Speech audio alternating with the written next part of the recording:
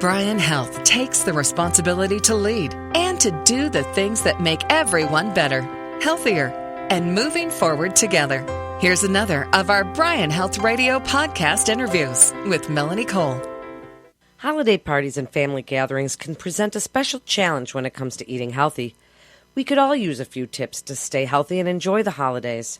My guest today is Jill Rolfson. She's a registered dietitian. Welcome to the show, Jill. So what do you tell people is the most important thing when they're thinking about all these holiday parties and they're worried about weight gain over the holidays? What do you tell them? Yes, holiday parties can be a great, fun atmosphere for us to enjoy time with family and friends, but it also presents a special challenge for people that are trying to maintain a healthy weight, trying to follow a heart-healthy or diabetic diet. And so the key to a nutritious gathering is having a variety of healthy food selections. It doesn't mean that you have to completely sacrifice all your favorites. As you celebrate, to think of little changes that you can make this holiday season to create healthier meals and more active days can be pretty easy.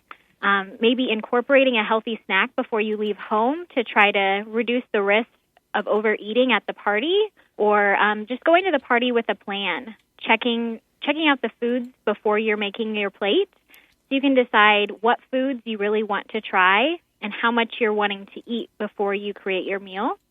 You can also do things like contributing a healthy dish to the holiday buffet versus another sweet treat, so then you know you'll have a healthy one to choose from when you go to the party. And just recognizing how much food you're putting on your plate, trying to reduce some of those portion sizes, taking small amounts of your holiday favorites, but also listening to your stomach and stop eating when you're full.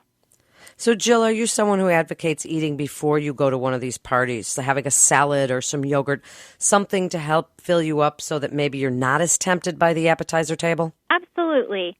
You know, all of those calories from the foods that are at holiday parties can really add up. I mean, drinking water as a healthy choice instead of a high-calorie beverage, like 1 cup of eggnog can actually be almost 350 calories, or a cup of apple cider can be close to 200 calories. Same with those appetizers. They can really add up really quick. So not going to the party completely hungry, already having some food in your stomach that are healthy foods can help you to prevent from overeating at the party.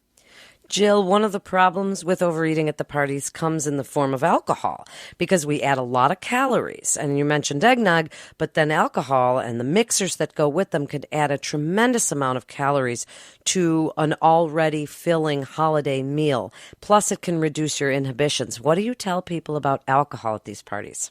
I think when it comes to alcohol, it's important to know what your heart health and your overall nutritional health is at that current point to know if it's appropriate for you to drink alcohol.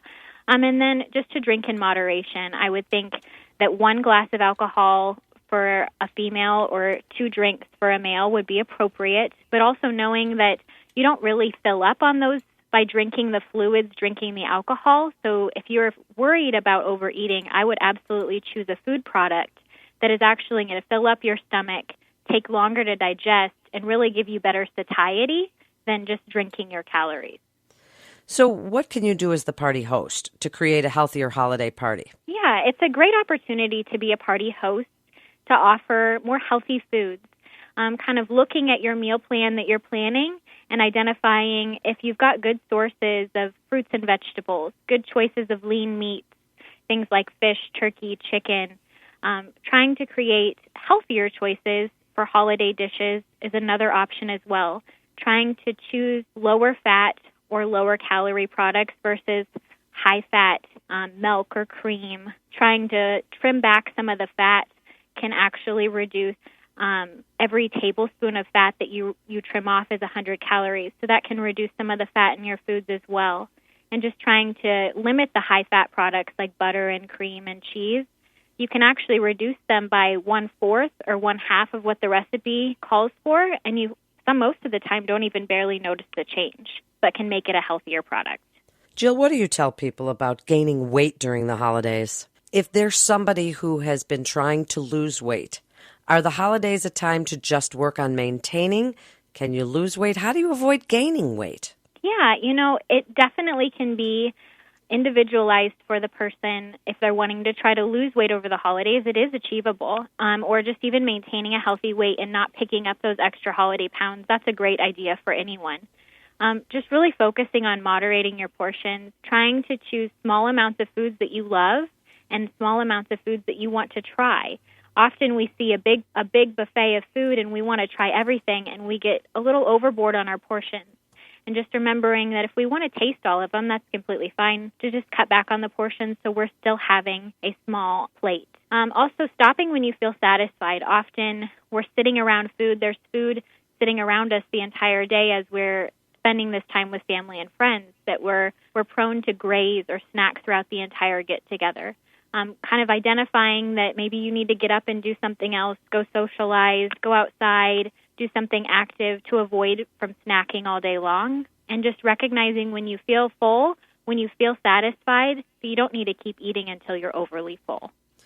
And what about the sweets and treats around the holidays? There are so many of them around, and people feel like it's the one time of year you don't have to deny yourself that chocolate-covered pretzel or that piece of pecan pie. What do you tell them about moderating the sweets? Yeah, sweets and treats can often be an important part of any of these holiday gatherings, and so it's not that you cannot have those foods. It's just maybe it's identifying which ones are your favorites.